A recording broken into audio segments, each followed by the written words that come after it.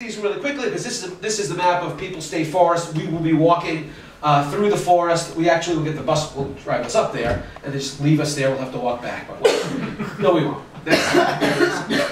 This is a map of the location. We are right now sitting in the museum further south along East River Road. This is the location of the lighthouse, of the community itself. This is an island that in the documents is called James Chogham's Plowland.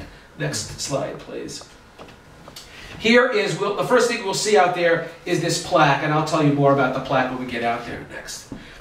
My contact with the lighthouse really begins with us digging some pits out there in the middle 1980s, wondering what we had found, and somebody told me, oh, you have to read Lewis Mills's book, The Legend of Barkhamsted Lighthouse, which it turns out is a 150-page long poem. Where now grow the birch and alder, hardy maple, oak and walnut, graceful hemlocks, lofty pine trees, spreading up the shady hillside, hillside stony, steep, and rocky. That was my dramatic reading. Was a ragged group of cabins dwelt in by a people blended partly white and partly Indian, partly from the early settlers and the vagabonds of travel. And if you're old enough to remember and you're thinking, it sounds like Hiawatha. Yeah, that's exactly by the shores of Gitche Gumee, where now grow the birch and alder. Exactly the same thing.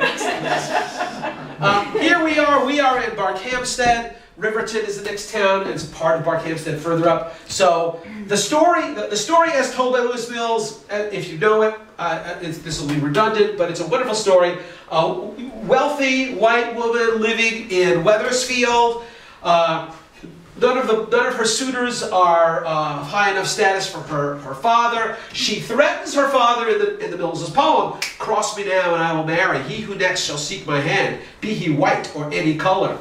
I mean, the book is published in 1950, but what Mills is saying is that the daughter said, "You think any of these guys are bad? At least they're white."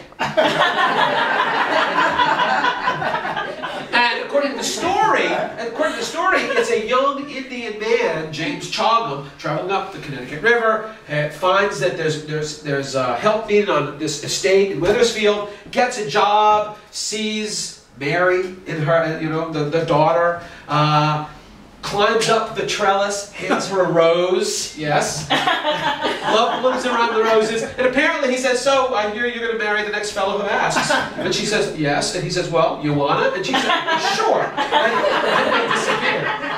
Now the deal is, according to the legend, they get as far as Kent, if you know where Bristol's farm is, on Route 44. The story is they stopped there. There was a village there of natives who had a community, Chief Cherry's village. And they sought sanctuary. And he gave them sanctuary. They were there for a month.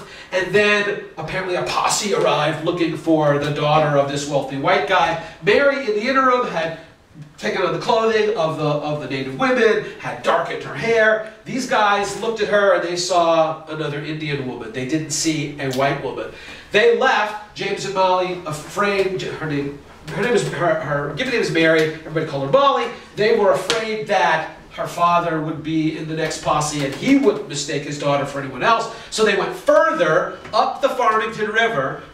When you crossed over the steel bridge, if you looked up the river, you saw this is what you saw. Ragged Mountain, East River Road is here. We are somewhere around over here right now, and here's the Farmington River flowing south. According to the story, next slide, they travel up along the Farmington River. They see a spot, a flat terrace. They say, "This is where we will make our stand," and they build a ragged cabin on the side of the hill. Mills does have his daughter. He doesn't know that she's saying this, but in the poem, he has her. Now, she's been married to a virtual stranger who is of another race. And she has left all of the comforts of her wealthy family, and she's now in a drafty cabin as fall is approaching. It's getting cold. She's with us. She's known for a little more than a month that she's married to him, and he has her say, she's reevaluating her life choices here, and has her say, better face the bears and panthers than an angry father shouting. Her father must have been one. Next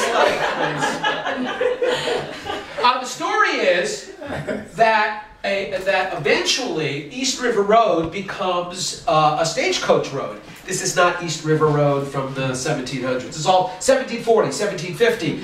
But this is the equivalent of what it would look like. And according to the story, it's the stagecoach drivers begin calling this community their lighthouse.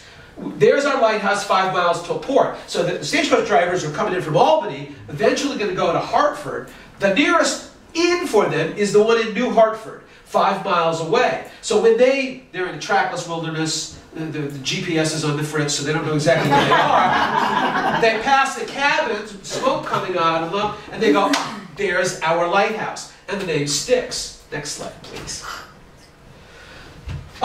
We saw a map before from the same series. I think Janet showed one of them. This is a map of Connecticut. All along the Connecticut coast are little icons of lighthouses.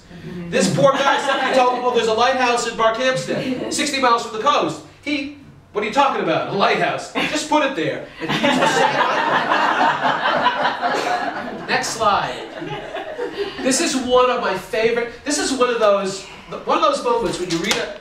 I thought genealogy was boring. You go to the basement of the library in Hartford, and the people doing genealogy are older than most of the records they're looking at. And I thought, oh, this is dull stuff. I went to the town hall here in Barkhamsted, and I began flipping, and it was like, wow, this is just like doing archaeology.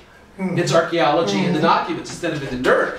And came to this page, it's 1858, and down this list, there is a young man whose name is Solomon Webster, who's 30 years old, and his wife is Mary. And I know from Lewis Mills, well, he's a Mohegan Indian.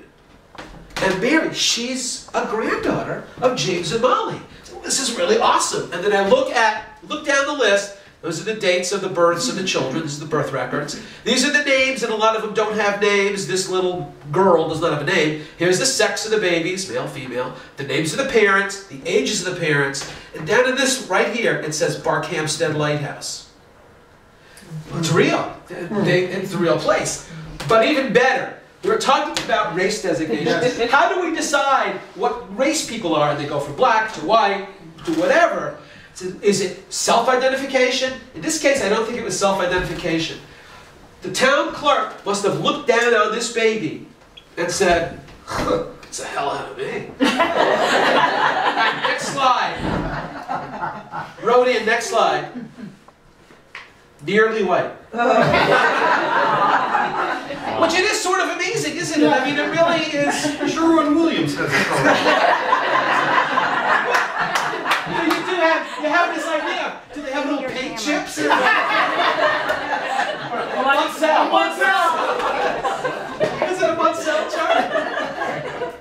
This is why, years ago, I was at Plymouth Plantation, and in the Wampanoags, tremendous amount of intermarriage between people of European and African descent. And there are Wampanoag kids at Plymouth, making a fire, and they are all dark-skinned with curly hair. And I remember there were people there looking down, talking amongst themselves, saying, oh, it's too bad they couldn't get real Indians. Oh.